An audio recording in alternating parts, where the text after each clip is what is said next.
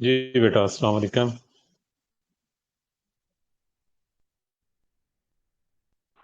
وعلیکم السلام۔ ہاں جی، کیا حال ہے؟ سب ٹھیک ہے؟ اچھا جی بیٹا، چلیے۔ جی جزاک اللہ۔ جی آغاز کرتے ہیں مولوی تمیز الدین کیس سے۔ آج آغاز کرتے ہیں، ہم پڑھ رہے ہیں محمد علی بوگرا، پاکستان کے تیسرے وزیر اعظم۔ یہ جیسے جیسے آپ آگے چلیں گے اور کل کلاں اگر آپ کسی کوشچن اس حوالے سے ہوتا ہے، یا جو بچے ہمارے لا کرتے ہیں آگے جوڈیشری کی ایگزام دیتے ہیں، اس کے اندر بھی یہ سوالات چند پوچھے جاتے ہیں، کیونکہ یہ ابتدائی نوعیت کا سوال ہے۔ مولوی تمیز الدین کیس بڑا مشہور کیس ہے۔ آپ اگر اس کیس کو نیٹ پہ دیکھیں، اسٹڈی کریں، تو وہاں پر بھی اس کی پوری ڈیٹیل آپ کو مل جاتی ہے۔ مولوی تمیز الدین کیس کے اندر بنیادی طور پہ جن چیزوں کو سامنے رکھا گیا اور جس طرح سے یہ سارے معاملات ہوئے، اور وہ کورٹ کے اندر گئے، پہلے سندھ کے چیف کورٹ میں، پھر اس کے بعد فیڈرل کورٹ میں، یہ ساری پروسیڈنگز جتنی بھی ہیں وہ سب کی سب آن ریکارڈ موجود ہیں۔ بہرحال مولوی تمیز الدین کیس کے حوالے سے آج ہم آپ کو تھوڑا سا بتائیں گے۔ مولوی تمیز الدین کیس ہے کہ مولوی تمیز الدین اس وقت اسمبلی کے سربراہ ہیں، صدر ہیں، یا جسے آپ کہہ لیں کہ اس وقت یہ اسمبلی کے وہ اسپیکر ہیں، اور ان کی اسمبلی کو جب برطرف کیا گیا، اس وقت وہ اس کے خلاف کورٹ میں گئے، عدالت میں گئے، اور جا کے انہوں نے رٹ دائر کی، اور اس رٹ کے اوپر جو ابتدائی فیصلہ تھا وہ ان کے حق میں آیا، جو چیف کورٹ سندھ دیا تھا، اور بعد میں جو فیصلہ ان کے خلاف آیا وہ فیڈرل کورٹ سے آیا۔ فیڈرل کورٹ یعنی آج کی جسے آپ سپریم کورٹ کہہ لیں۔ یہ چند چیزیں میں نے میرے خیال کل کے لیکچر میں بھی آپ کے ساتھ ڈسکس کی تھی۔ مجلس دستور کہتے ہیں جی اسمبلی کو، دستور بنانے والی مجلس، یا اس سے مقننہ بھی کہا جاتا ہے، یا انگریزی میں اس کو ہم لیجسلیچر کہتے ہیں۔ آپ نے پڑھے ہوں گے جو کسی بھی اسٹیٹ کے، ریاست کے 3 پلرز ہوتے ہیں، ان میں سب سے پہلا ہوتا ہے لیجسلیچر، مقننہ یا قانون ساز ادارہ، جو آپ کی قومی اسمبلی اور سینٹ ہے۔ دوسرا ستون جو آپ کی اسٹیٹ کا ہوتا ہے، سیکنڈ پلر، وہ ہے آپ کی عدلیہ یا جوڈیشری، جس کو head chief justice of Pakistan کرتا ہے۔ اور تیسرا آپ کا پلر ہے اسٹیٹ کا، جسے کہا جاتا ہے انتظامیہ یا ایگزیکٹوز، جو مقننہ کے بنائے ہوئے قوانین کو اور عدلیہ کے جو فیصلے ہیں ان کو آگے نافذ کرنے میں اپنا کردار سر انجام دیتے ہیں۔ ٹھیک ہے بیٹا، یہ تینوں باتیں آپ کو سمجھ میں آ گئی، مقننہ، عدلیہ اور انتظامیہ۔ اچھا جی، مجلس دستور ساز نے 21 ستمبر 1954 کو گورنمنٹ آف انڈیا ایکٹ میں 5ویں ترمیم منظور کر دی، اور اس کے ذریعے پیروڈا کا قانون منسوخ کر دیا۔ پیروڈا کا قانون میں نے کل شاید آپ کو بتایا تھا، public and representative officers disqualification act, کہ جس کے تحت جو سیاسی رہنما ہیں ان کو ڈسکوالیفائی کیا جاتا تھا یا سزائیں دی جاتی تھیں، اس ایکٹ کو انہوں نے اس حوالے سے منسوخ کر دیا۔ گورنر جنرل نے اپنے اختیارات میں کمی کو دل سے تسلیم نہیں کیا تھا، ظاہر ہے یہ اس کے اختیارات کے اوپر ایک ڈاکہ تھا، اور جیسے میں نے کل کے لیکچر میں بھی آپ کو بتایا کہ گورنر جنرل کا جو عہدہ تھا وہ بڑا ایک مقتدر عہدہ ہوتا تھا، جیسے بعد میں صدر کا رہا ہے۔ جس طرح صدر ضیاء الحق بڑے مقتدر صدر تھے، 58 استعمال کی، اسمبلی کو ڈیزالو کیا، ایسے ہی جو عہدہ ہوتا تھا اس کا صدر کا ہمارے ہاں، جس میں 58 کے تحت 2 دفعہ اسمبلی ڈیزالو کی ہے غلام اسحاق خان نے، 1 دفعہ ضیاء الحق نے، اور 1 دفعہ ڈیزالو کیا اس کو بے نظیر بھٹو کے اپنے ہی لگائے ہوئے صدر جناب فاروق احمد خان لغاری صاحب نے۔ تو بہرحال تو اس نے کیا کیا کہ دستور کی یہ نمائندہ حیثیت برقرار نہ رہی، چونکہ مشرقی پاکستان میں مسلم لیگ شکست ہو چکی تھی، اور 24 اکتوبر 1954 کو دستور کو توڑ دیا گیا اور ملک میں ہنگامی حالت نافذ کر دی گئی۔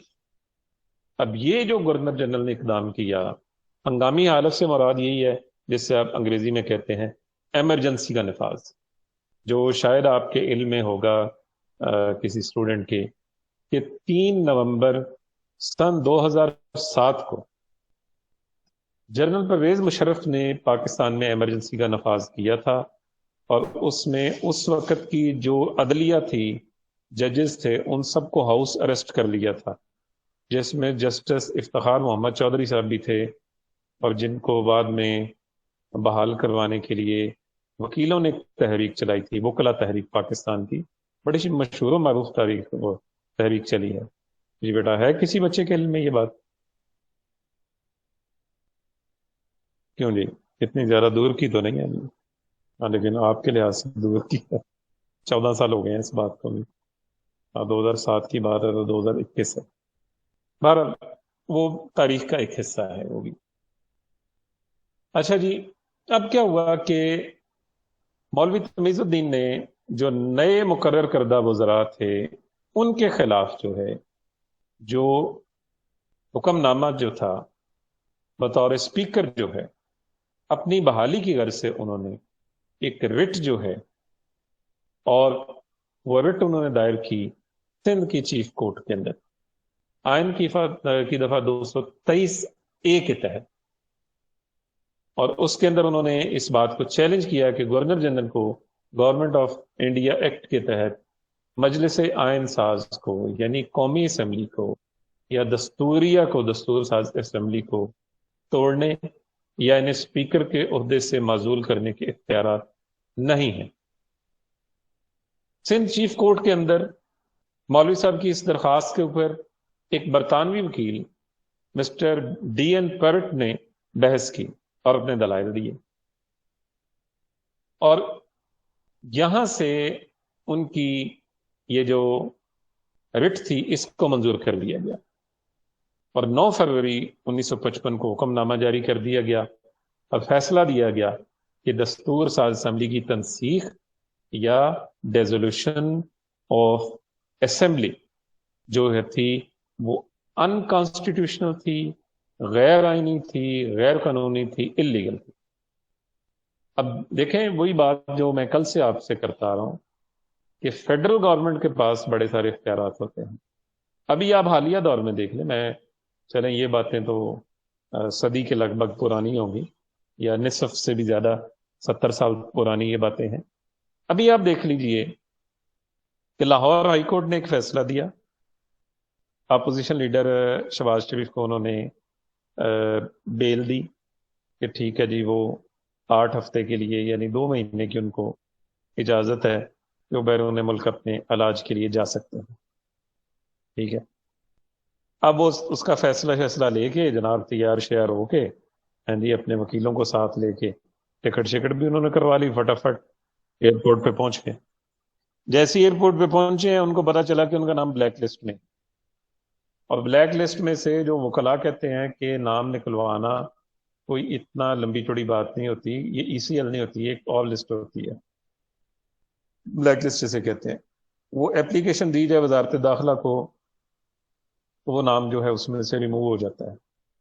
اب چونکہ گورنمنٹ یہ نہیں چاہتی تھی کہ وہ ملک سے باہر جائیں، اور اس لیے انہوں نے وہاں اپنے جو FIA کے لوگ ہیں انہیں یہ ہدایت کر دی کہ انہیں باہر نہیں جانا چاہیے۔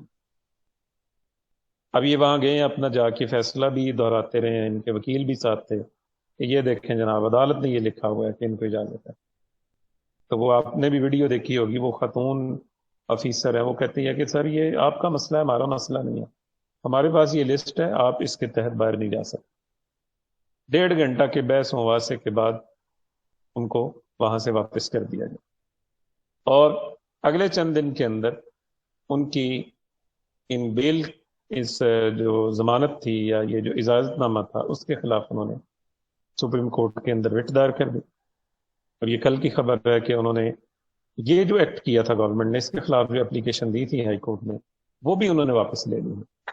اور ساتھ ہی ساتھ جس آفیسر نے شہباز شریف کو جانے سے روکا تھا اس کو 10,000 روپیہ انعام نقد اور تعریفی سند بھی اس کو دی گئی ہے کہ اس نے جناب قانون کو اپ ہولڈ کیا ہے.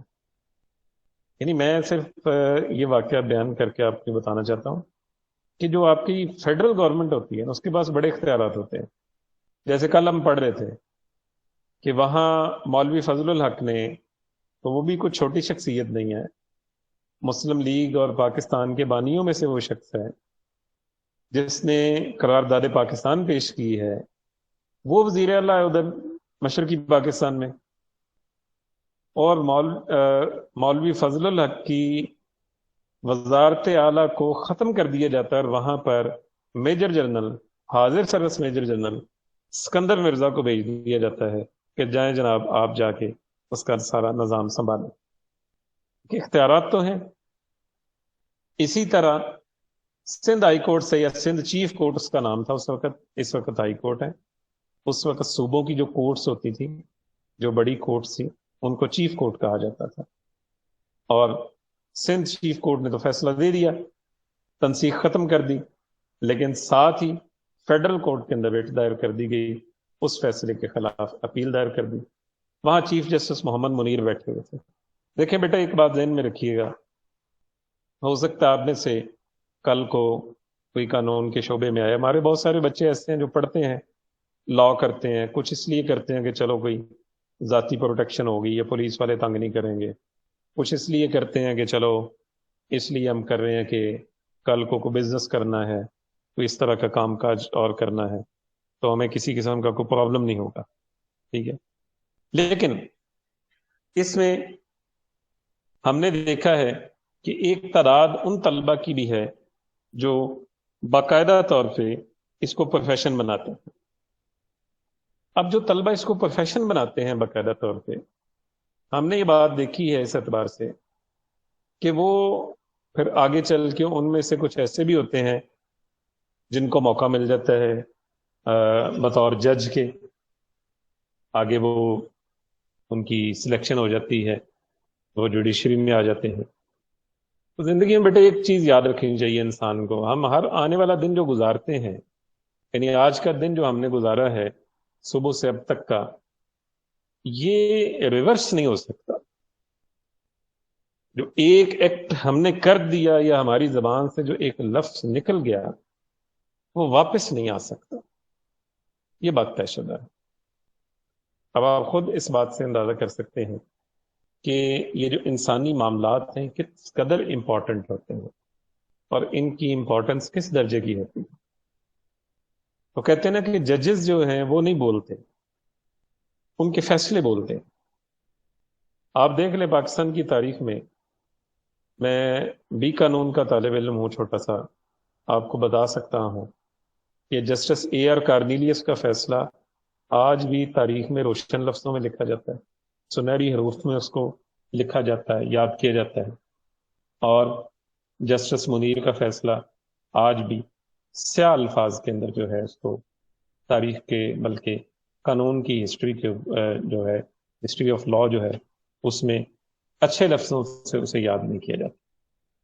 ایسے ہی آپ دیکھ لیں بھٹو صاحب کے کیس میں جن ججز نے فیصلہ دیا تھا، اور اس میں مولوی انوار الحق جو خاص طور پہ پیش تھے اور جنہوں نے ان کی پھانسی کا فیصلہ دیا، اور باقی دیگر ان کے ججز نے، ان میں ایک جج تھا جسٹس دوراب پٹیل.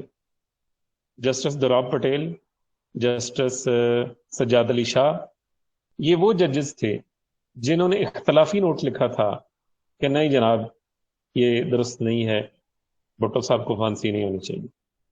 ان کے نام آج بھی دیکھ لیں تاریخ کے اندر زندہ ہے. اس کے بعد آپ دیکھیں کہ جن ججز نے پی سی او کے تحت حلف اٹھایا، پی سی او اسٹینڈ فار ہے پروویژنل کانسٹیٹیوشنل آرڈر، یعنی مشروط آئینی حکم، اس کے تحت جنہوں نے حلف اٹھایا، آج وہ ججز کہاں ہیں؟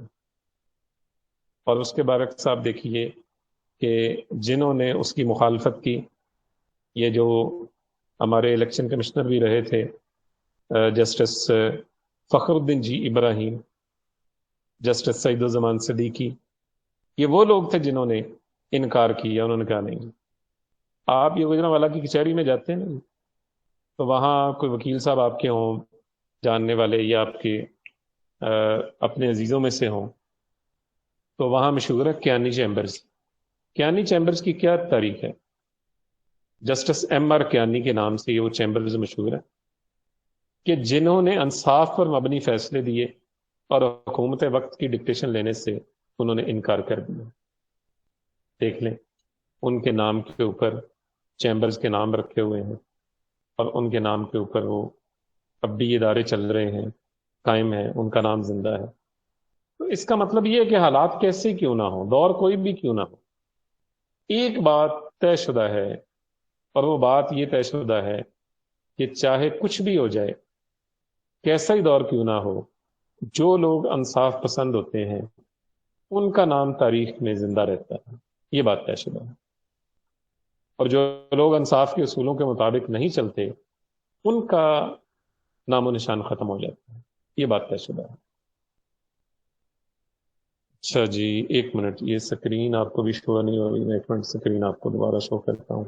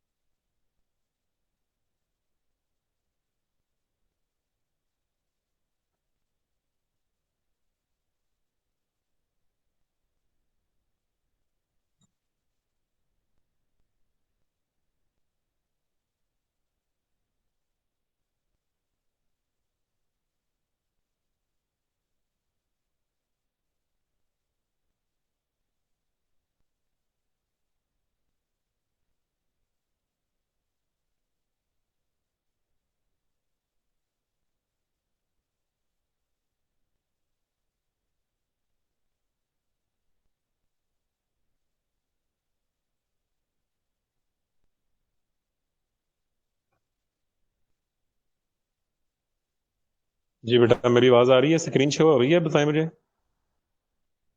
کیوں جی؟ نوجوان سوتے نہیں گئے؟ نو سر.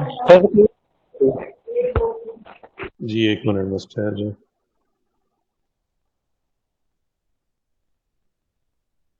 یس سر، ہو رہی ہے اب. جی ٹھیک ہے.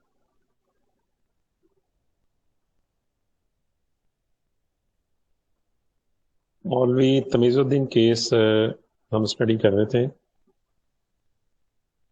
جی، میں بات کر رہا تھا یہاں سے کہ جسٹس منیر کا یہ فیصلہ دیکھ لیں آج تک، جسے ڈاکٹرائن آف نیسسٹی کہا جاتا ہے، جو اس وقت کی حکومت کے زیر اثر انہوں نے ان کے دباؤ میں یا جیسے بھی جو بھی صورتحال تھی انہوں نے فیصلہ دیا، تو وہ فیصلہ منظور کر لیا گیا، اور گورنر جنرل کو جو ہے اختیارات دے دیے گئے، اور کہا کہ جی ٹھیک ہے، انہوں نے جو کچھ کیا تھا وہ اس کی قانونی حیثیت موجود ہے. یا اسے یا آپ دیکھیے گا لکھا ہوا ہے کہ آئین ساز کے سارے قوانین کے لیے لازمی آئینی ضرورت ہے گورنر جنرل کی منظوری حاصل کرنے کے لیے، اور تمام تر جتنی آئین سازی تھی اس وقت وہ اسمبلی کرتی تھی، لیکن چونکہ آئین تو ہمارا موجود نہیں تھا، وہ گورنمنٹ آف انڈیا ایکٹ کا جو آئین چل رہا تھا اسی کے تحت ہم اس کو لے کر چل رہے تھے۔ لیکن بہرحال کیا ہوا کہ گورنر جنرل کے اس کارروائی کی عدالت عظمیٰ نے یا فیڈرل کورٹ نے توثیق کر دی اور اسے منظور کر لیا۔ اب اس کی منظوری کے بعد معاملات جو ہیں پھر آگے چلتے ہیں۔ آگے اب گورنر جنرل جو ہے یا جو آگے صدر کا عہدہ بننے والا تھا وہ تو بہت زیادہ طاقتور ہو گیا۔ 3 مارچ 1955 کو فیڈرل کورٹ میں فاضل ججوں نے سندھ چیف کورٹ کے فیصلے کے خلاف حکومت پاکستان کی اپیل کو سماعت کے لیے منظور کر دیا۔ یہ ساری بات ہم مولوی تمیز الدین کیس کے تناظر میں کر رہے ہیں، اور 10 مئی کو 1955 کو فیڈرل کورٹ نے رائے دی کہ گورنر جنرل دستور ساز اسمبلی کو توڑنے میں حق بجانب تھے۔ اب دیکھیے، اسی طرح اسمبلی توڑی تھی غلام اسحاق خان نے سن 1990 میں بے نظیر بھٹو صاحبہ کی۔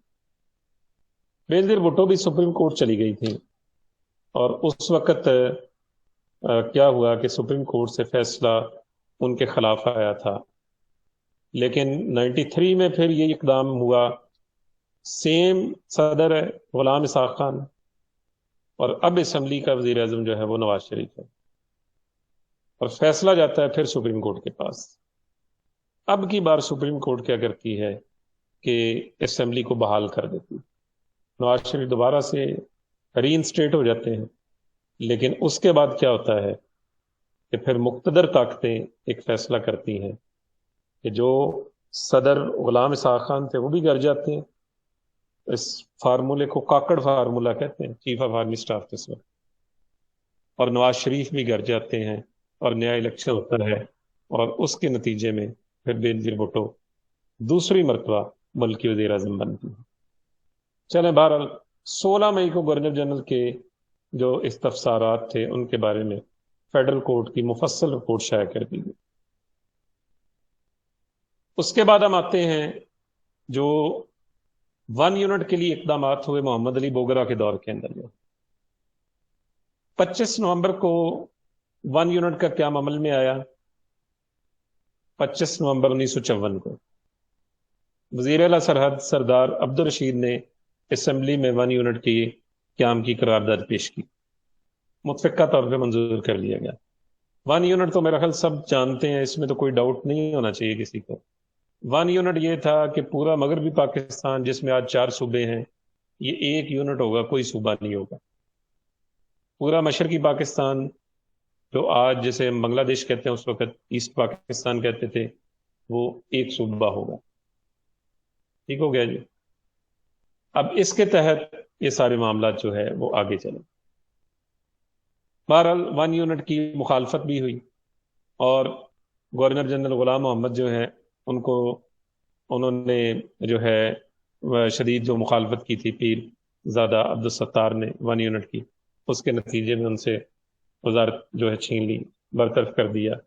ان کی جگہ ایوب کھوڑو وزیر اعلیٰ بنا دیا گیا، اور بہرحال یہ معاملات اسی طرح سے چلتے رہے، اور 1 یونٹ کا قیام جو ہے وہ عمل میں آیا۔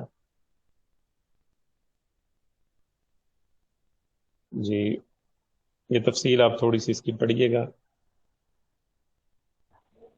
سر یہ 1 یونٹ کے اوپر کوئی اسپیشل گورنر ہوتا تھا، یا جس طرح آج کل صوبے کے اوپر وزیر اعلیٰ ہوتا ہے؟ میں بتاتا ہوں، وزیر اعلیٰ بھی ہوتا تھا، ایک گورنر ہوتا تھا اس کو چلانے والا۔ سارے مین اختیارات جو تھے، جیسے ایوب خان کے دور کا 1 یونٹ جو تھا وہ سب سے زیادہ مضبوط تھا۔ نواب افقال آباد امیر محمد خان ادھر تھا، اور ادھر تھے جناب مشرقی پاکستان میں عبد المونم خان، اور بڑا جناب مضبوط نظام تھا اس وقت، اور چونکہ اوپر بھی ڈکٹیٹر بیٹھا ہوا تھا، سخت اقدامات کیے ہوئے تھے، اور قانون کی عملداری تو تھی، اکانومی بھی ہماری اس دور کے اندر بہتر ہوئی، لیکن شخصی آزادیاں نہیں تھیں، سیاسی آزادیاں نہیں تھیں اس وقت جو ہے۔ یہ سارے معاملات تھے۔ سر ایک کاکڑ فارمولے کے بارے میں بھی تھوڑا سا بتائیے گا، یہ کیا چیز تھی؟ یہ ہے، اس وقت چیف آف آرمی اسٹاف تھے جنرل عبد الوحید کاکڑ۔ جنرل عبد الوحید کاکڑ نے جب یہ ساری صورتحال دیکھی، تو یہ میں بات کر رہا ہوں نواز شریف کی اسمبلی جب ڈیزالو ہوئی، اس کے بعد بحال ہوئی تو صدر تو پھر بھی وہی تھا، غلام اسحاق خان، اور مقتدر تھا، وہ دوبارہ بھی اسمبلی توڑ سکتا تھا۔ اب معاملات پھر وہ چپکلش کی جانب جا رہے تھے، اور پھر وہی جو ہے آپ سمجھ لیں کہ ایک قسم کی اختیارات کی جو تقسیم ہے یا اختیارات کا جو معاملہ ہے، اس کے اوپر پھر جھگڑا تھا، کیونکہ نواز شریف یہ چاہتے تھے کہ یہ اختیار ختم کیا جائے 58(2)B کا۔ اسمبلی عوام کے ووٹوں سے منتخب ہوئی ہے، اور عوام کو اختیار ہے کہ وہ اس کو ختم کریں یا اس کو نہ ختم کریں، اور اس کا طریقہ کار انتخابات ہے۔ اور جبکہ اس وقت کی اسٹیبلشمنٹ جو تھی وہ غلام اسحاق خان کے ساتھ تھی، یعنی چیف آف آرمی اسٹاف جو ہے۔ اب سپریم کورٹ نے جب بحال کر دیا نواز شریف کی اسمبلی کو، تو پھر جنرل عبد الوحید کاکڑ نے انٹرپٹ کیا، اور اس نے کہا ٹھیک ہے جی، اسمبلی ڈیزالو ہوگی اور 3 مہینے میں نیا الیکشن ہوگا۔ اور اس نے دیکھ لیں، میں کہتا ہوں آپ یہ تاریخ پڑھاتے ہیں تو ہمیں بعض جگہوں پہ بڑی شرم بھی آتی ہے اس حوالے سے کہ ایک چیف آف آرمی اسٹاف جس کا سرکاری گریڈ جو ہے 22 ہے، لیکن وہ کتنا پاورفل ہے، اور جو قانون کے لحاظ سے ایک وزیر دفاع کے انڈر آتا ہے، وزیر اعظم کے انڈر بھی نہیں ہے، اور اس نے صدر کو بھی وزیر اعظم کو دونوں کو گھر بھیج دیا۔ یہ تھا Kakar formula. Chief of army staff تھے اس وقت جنرل عبد الوحید کاکڑ، جن کا تعلق ہمارے صوبہ بلوچستان سے تھا۔ اچھا، 1 یونٹ کی قرارداد کے حوالے سے یہ جو ہے مغربی پاکستان کو جو کوٹا دیا گیا، جو مغربی پاکستان کے حوالے سے، وہ یہ آپ کے سامنے ہے۔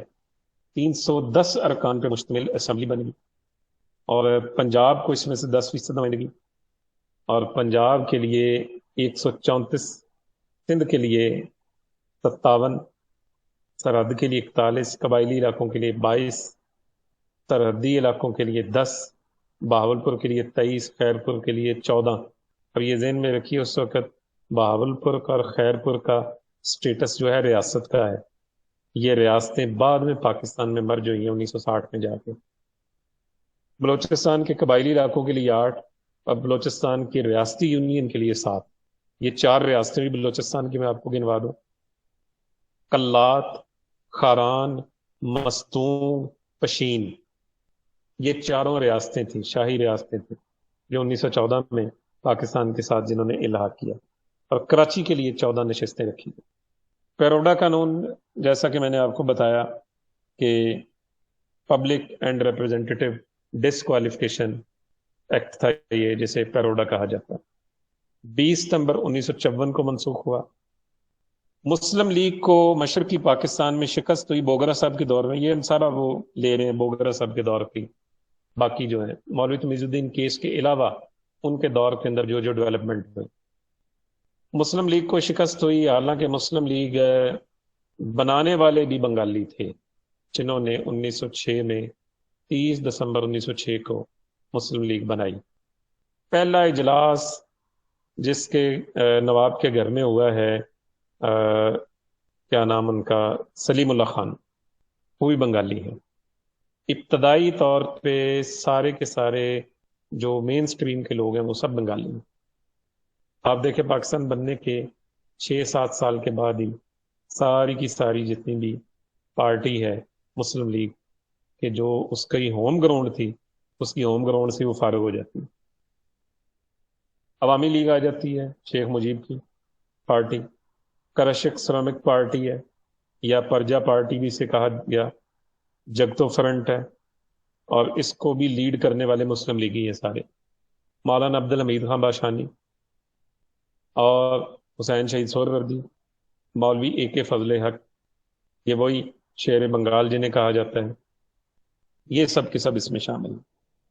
انتخابات میں 309 نشستیں ہیں جی، اور صرف 9 نشستیں جو ہیں وہ مسلم لیگ کو مل گئی، اور باقی سب کی سب مخصوص جو پارٹیاں ہیں وہ نشستیں جیت لیتی ہیں، اور انتخابات میں کمیونسٹوں کو 22 سیٹیں ملتی ہیں، اور کمیونسٹوں کو لیڈ کرنے والے حسین شیخ سہروردی تھے۔ اور اسی طرح اس میں جو فسادات ہوتے ہیں اس میں 400 لوگ مارے جاتے ہیں، بڑے پیمانے پر حالات خراب ہوتے ہیں، سیاسی حالات خراب ہوتے ہیں۔ بیٹا ایک بات میں آپ سے ضرور شیئر کرنا چاہوں گا، آپ دیکھتے ہیں ہندوستان میں کتنی قومی زبانیں ہیں، پتہ ہے آپ کو؟ بچہ آپ میں سے بتائے گا، میں نے کسی لیکچر میں آپ کو بتایا بھی تھا، کیوں جی؟ ہندوستان میں کتنی قومی زبانیں ہیں؟ کیوں جی؟ کوئی جاگ رہا آپ میں سے؟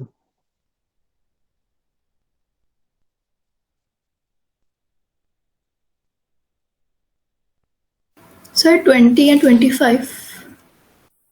جی بالکل ٹھیک ہے، آپ نے بتایا ہندوستان میں جو اس وقت مختلف زبانیں بولی جاتی ہیں ان کی تعداد ہے تقریباً 22 یا 23 کے قریباً کی تعداد، اور ان زبانوں میں پنجابی بھی ان کی قومی زبان میں شامل ہے، ہندی بھی ان کی قومی زبان میں شامل ہے، اردو بھی ان کی قومی زبان میں شامل ہے۔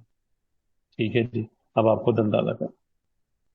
اس کے علاوہ بنگالی بھی ان کی قومی زبان ہے، گجراتی ہے، اور کشمیری زبان بھی ان کی قومی زبان ہے۔ یہ جو مہاراشٹر کے اندر بولی جاتی ہے مراٹھی زبان ہے، وہ بھی ان کی قومی زبان ہے۔ یہ کرناٹک والے بولتے ہیں وہ جو زبان، کیرلا والے بولتے ہیں، کتنی زبانیں ہیں۔ لیکن آپ دیکھیں کبھی وہاں کبھی ایسا مسئلہ کبھی پیش آیا کہ وجہ کیا تھی؟ کہ وہاں ایک میچور لیڈرشپ بیٹھی ہوئی تھی، انہوں نے پہلے دن ان چیزوں کو دیکھ لیا، انہوں نے کہا ٹھیک ہے جی، ریاستیں بنا دیں، صوبے بنا دیں، صوبوں کو خود مختاری دے دیں تو یہ چلتے رہیں گے۔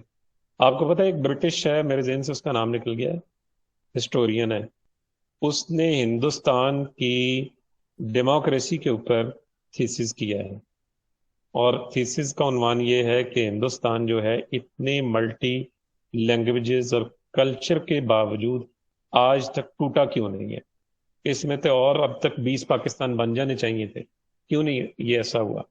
اور اس کی مین جو فائنڈنگز ہیں، جو تھیسس کی کسی بھی ریسرچ پیپر میں ہوتی ہیں، کہ کوئی آدمی کام کرتا ہے تو آخر میں فائنڈنگز دیتا ہے، وہ فائنڈنگ اس کی یہ دیتا ہے کہ یہاں پر جیسے تیسے بھی ہے کہ عوامی حکمرانی ہے اور اس کو تسلیم کر لیا جاتا ہے، یعنی ووٹ کی طاقت کو تسلیم کر لیتے ہیں، وہ کہتے ہیں ٹھیک ہے جی جو بھی آ گیا اس کو موقع دیا جائے۔ کیا ہوتا ہے 2 4 سال 5 سال کے بعد ان کے معاملات سیٹل ہو جاتے ہیں۔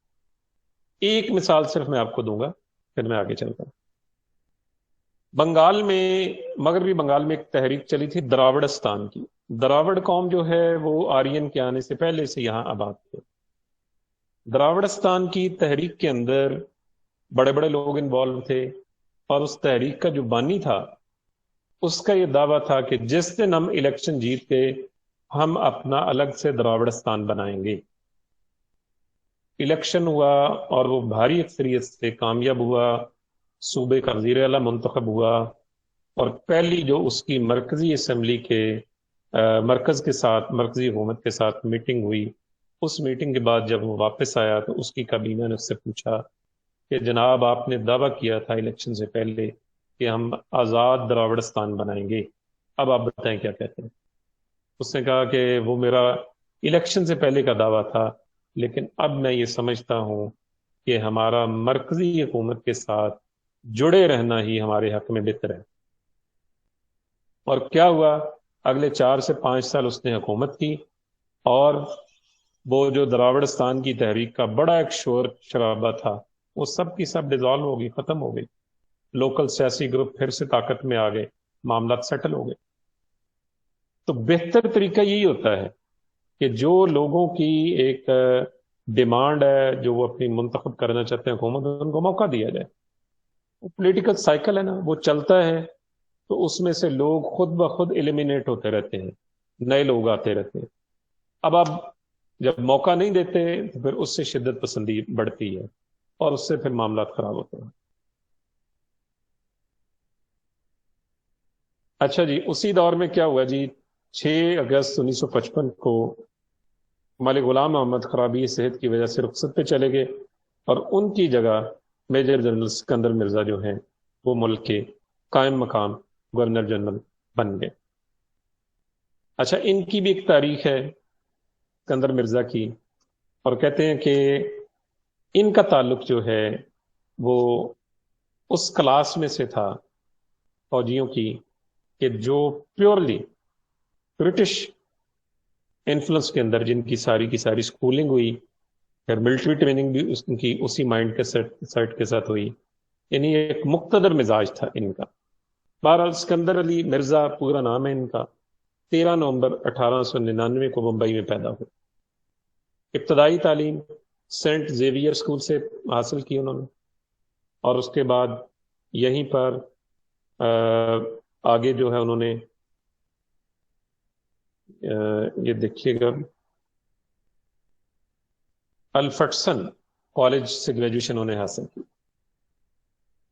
نواب فتح علی مرزا مرشد آباد ان کے والد وہاں کے نواب تھے، اور فراغت تعلیم کے بعد یہ فوج میں بھرتی ہو گئے، اور سینڈ ہرسٹ ان کو بھیجا گیا ہندوستان سے، اس ہندوستانی گروپ میں جس میں تقریباً آپ کے سارے مقتدر بڑے بڑے جرنیل اس کے ساتھ وابستہ رہے ہیں، ہندوستان کے بھی پاکستان کے بھی۔ اس گروپ میں وہ پہلے ہندوستانی تھے جنہوں نے 1920 میں کنگز کمیشن حاصل کیا، اور پہلے ہندوستانی تھے جنہوں نے برطانیہ کی سرکار نے سیاسی خدمات کے لیے جنہیں منتخب کیا۔ وہ صوبہ اڑیسہ میں صوبہ سرحد میں خدمات سر انجام دیتے رہے۔ اچھا، یہ ملٹری اتاشی ہوا کرتے تھے، آج بھی ہیں، جن کو سیاسی خدمات کے لیے منتخب کیا جاتا ہے۔ قیام پاکستان کے بعد مشرقی پاکستان کے گورنر رہے، وہ جو ہم نے پیچھے بھی پڑھا، اور پھر پاکستان کے گورنر جنرل کا عہدہ انہوں نے سنبھالا، اور جب آئین میں گورنر جنرل کا عہدہ ختم کر کے صدر کا عہدہ کریٹ کیا گیا، تو اس وقت ملک کے پہلے صدر جو ہے وہ سکندر مرزا بنے۔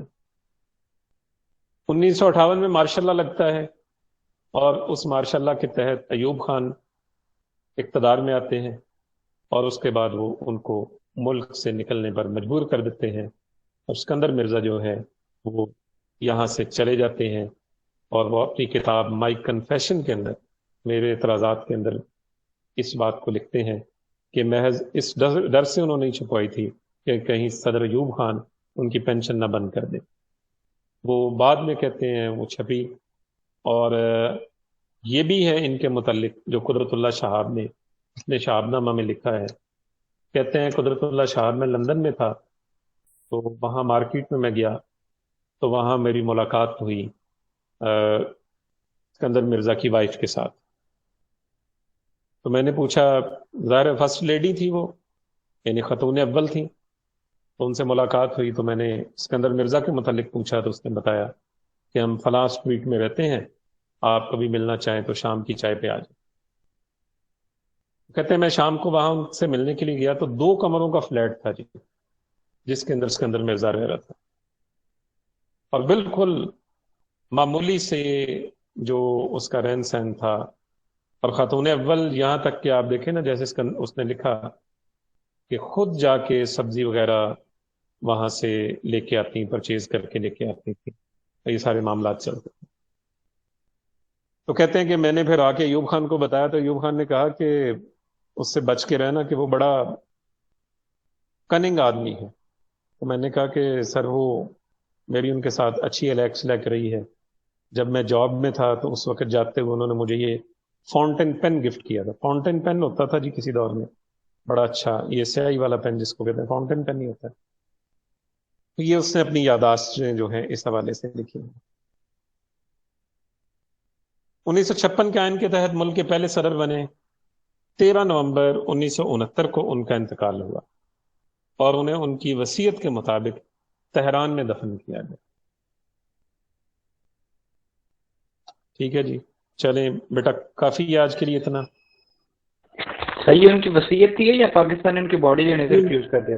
ان کی وصیت تھی، میں آپ کو بتاتا ہوں کہ ملک غلام محمد کی بھی وصیت تھی کہ انہیں جنت البقیع میں دفن کیا جائے۔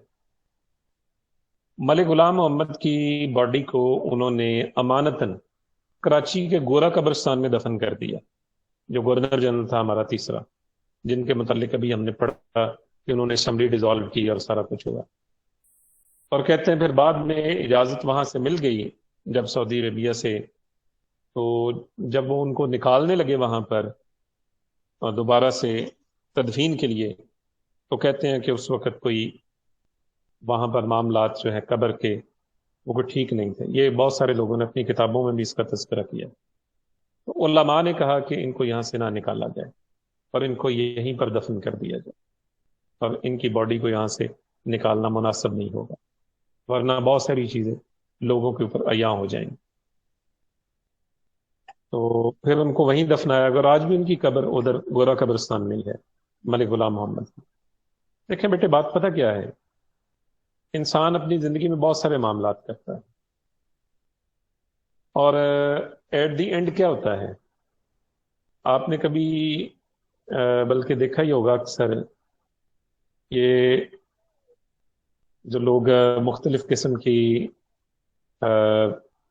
چیزیں بناتے ہیں نا، چلے میں سادہ مثال آپ کو دیتا ہوں۔ باداموں کی سردائی لوگ گھروں میں بناتے ہیں نا، گھوٹتے ہیں، آپ دیکھتے ہیں گھوٹا لگاتے ہیں، اور اس کے بعد پھر اس میں پانی شانی ڈال کے مکس کر کے چینی شینی، اور پھر اس کو جب اگر تھوڑی دیر کے لیے رکھیں، آپ دیکھتے ہیں کہ وہ پانی اوپر آ جاتا ہے، اور جو اس کے سالڈ پارٹیکلز ہوتے ہیں وہ نیچے بیٹھ جاتے ہیں، یعنی اس کے جو ٹھوس اجزاء ہوتے ہیں وہ نیچے بیٹھ جاتے ہیں۔ لسی کے ساتھ بھی یہی معاملہ ہوتا ہے کہ پانی پھر اوپر آ جاتا ہے، وہ چیزیں نیچے بیٹھ جاتی ہیں۔ کسی دانشور کا یہ کہنا ہے کہ انسانی زندگی کا یہی معاملہ ہے، زندگی میں بڑی ہلچل ہوتی ہے، ایسے جناب جیسے وہ پارٹیکلز گھومتے ہیں نا جب اس کے اندر وہ پانی چلتا ہے، ایسی انسان کی زندگی چلتی ہے۔ جوانی کا ایک جوش ہوتا ہے، اختیارات آ جائیں تو ان کا ایک اپنا نشہ ہوتا ہے انسان کو۔ آپ دیکھتے ہیں جتنے بڑے بڑے لوگ ہیں اختیارات والے، اپنی گاڑی کا دروازہ بھی خود نہیں کھولتے، پاس ٹیبل پہ پڑا ہوا پانی تک خود نہیں پیتے، بلکہ پین کو بلاتے ہیں کہ یار یہ پانی پلاؤ، پاس پڑا ہوا پانی۔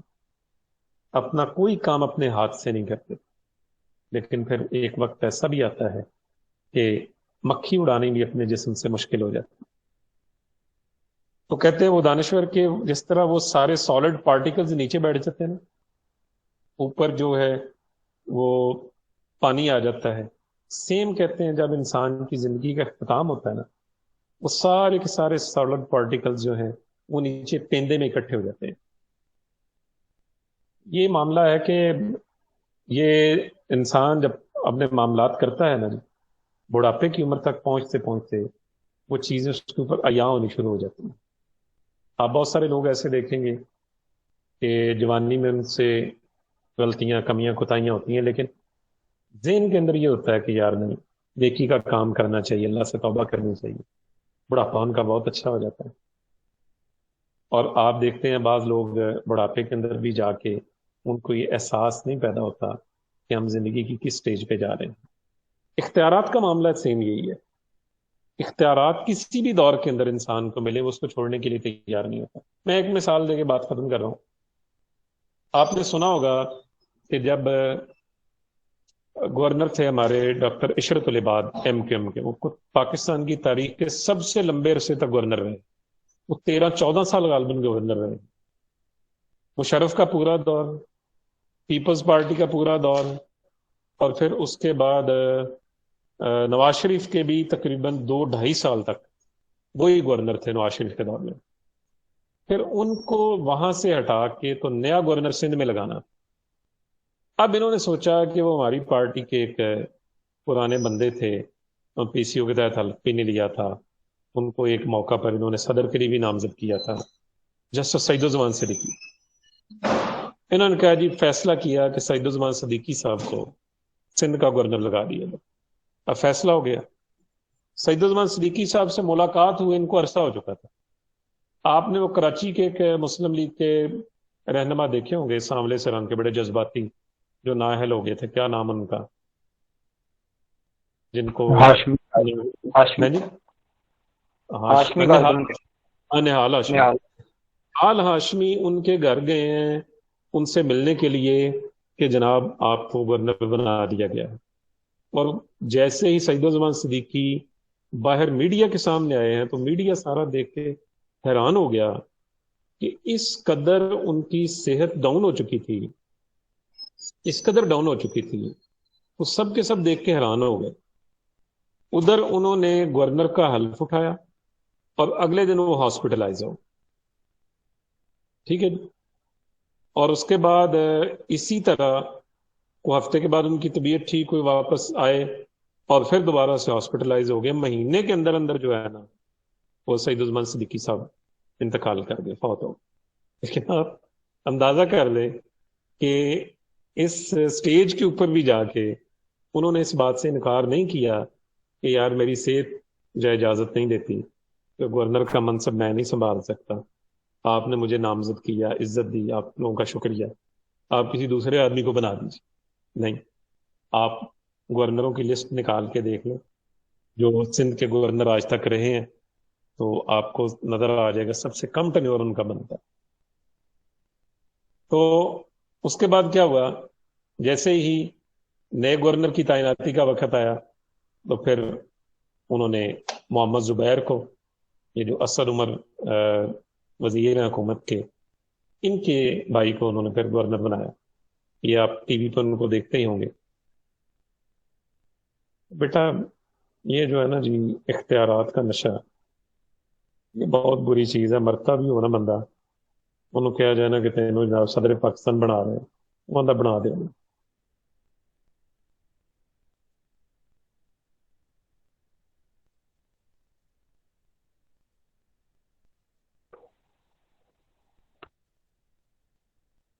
السلام۔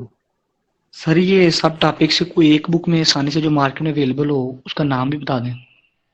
آپ ایک کتاب لے لیں، پاکستان تاریخ و سیاست، ڈاکٹر صفدر محمود کی، یہ ساری چیزیں آپ کو اس میں مل جائیں گی۔ Okay sir. جی جی، میں نے یہ لسٹ نکالی ہے ابھی۔ جسٹس سعید الزمان صدیقی صاحب 11 نومبر کو بنے ہیں اور 11 جنوری کو جو ہے 2016 کو بنے ہیں گورنر، اور 11 جنوری 2017 کو ان کا انتقال ہو گیا۔ پورے 2 مہینے جی وہ گورنر رہے ہیں سندھ کے۔ پھر 8 فروری سے محمد زبیر بنے ہیں 29 جولائی تک، اور اس وقت 27 اگست 2018 سے عمران اسماعیل۔ جی بیٹا کوئی اور سوال؟ جی پوچھیں۔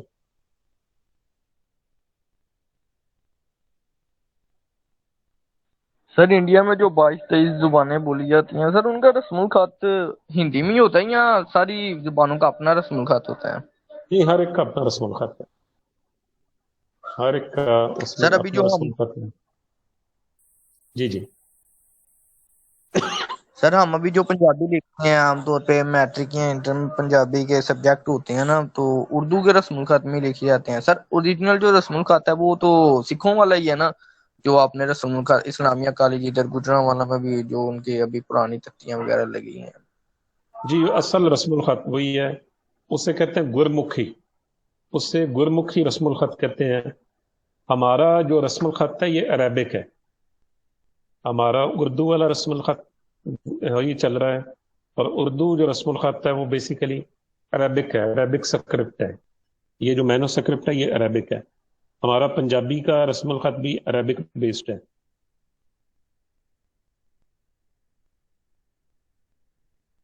Okay sir, thank you sir. جی سر ایک یہ تھا کہ مرزا کی کوئی ایسی کیا خاص غلطی تھی جس کی وجہ سے ان کو ان کے دادا جو میر جعفر تھے ان کے غدار ہونے کا بھی تانا دیا جاتا ہے، کہ ان سے مشابہت دی جاتی ہے کہ یہ ان کی نسل ہی چلتی ہاں، آ رہی ہے، سکندر تو اسی مرزا لیے۔ کو یہ تانا دیا جاتا ہے کہ سکندر مرزا جو ہے وہ انہی کے خاندان میں سے تھے۔ دیکھیں بیٹے بات پتہ کیا ہوتی ہے، یہ ایک ایسا معاملہ ہے کہ وہ بعض اوقات یہ چیزیں نسلوں میں چلتی ہیں، یہ پھر ختم نہیں ہوتی۔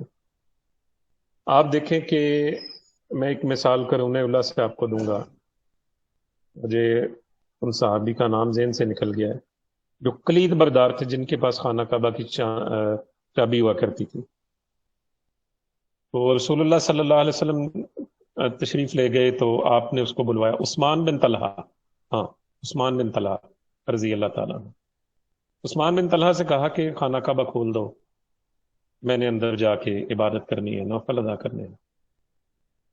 اس نے انکار کر دیا۔ دیکھیں پیغمبر کا ظرف جو ہوتا ہے وہ بہت بڑا ظرف ہوتا ہے، ہم چھوٹے ظرف کے لوگ ہیں، عام لوگ ہیں، پیغمبر کی ہستی بہت بڑی ہستی ہوتی ہے۔ خیر آپ نے اس بات پہ صبر کیا، وقت بدلا، حالات بدلے، مکہ فتح ہوا، اور اس وقت دیکھیں نا، میں نے آپ کو بتایا نا کہ پیغمبر کا ظرف بہت بڑا ہوتا ہے۔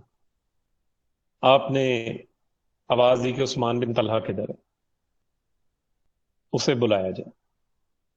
اسے بلایا گیا، رسول اللہ صلی اللہ علیہ وسلم نے جو کلید تھی، جو چابی جو تھی، عثمان بن طلحہ کو دی، اور ساتھ ہی ساتھ یہ ارشاد فرما دیا کہ یہ اسی کے خاندان میں رہے، اور آج تک اسی خاندان میں وہ چلی آ رہی۔ تو یہ تو ہیں وہ چیزیں کہ جو انسان کو امر کر دیتی ہیں، ہمیشہ زندہ رکھتی ہیں۔ ایسے ہی آپ دیکھ لیں کہ کچھ چیزیں ایسی ہوتی ہیں کہ جو رذائل اخلاق میں آتی ہیں، جو بددیانتی پہ مبنی ہوتی ہیں، منافقت پہ مبنی ہوتی ہیں، وہ بھی سال ہر سال چلتی ہیں۔ آج آپ دیکھ لیں جو 71 میں ہمارے جنرل تھے یحییٰ خان، یحییٰ خان کے خاندان کا کوئی فرد اپنا تعارف نہیں کرواتا کہ وہ یحییٰ خان کے خاندان میں سے۔ فال آف ڈاکا، پھر یحییٰ خان کی ذاتی کہانیاں، سٹوریاں، اس کے اوپر جو کتابیں لکھی گئیں وہ زبان زد عام ہے۔ تو اس لیے بیٹا بات پتہ کیا ہے کہ انسان کی جو زندگی ہے نا، جہاں تک میں اس کو تھوڑا بہت سمجھا ہوں، یہ ایک بڑا ہی مختصر سا وقت ہے جس کے اندر اس کا ایگزام بھی ہے، اس کا رزلٹ بھی ہے، اور اس کی ڈگری بھی ہے، جو مرنے سے پہلے پہلے اس کو ملنی ہے دنیا میں۔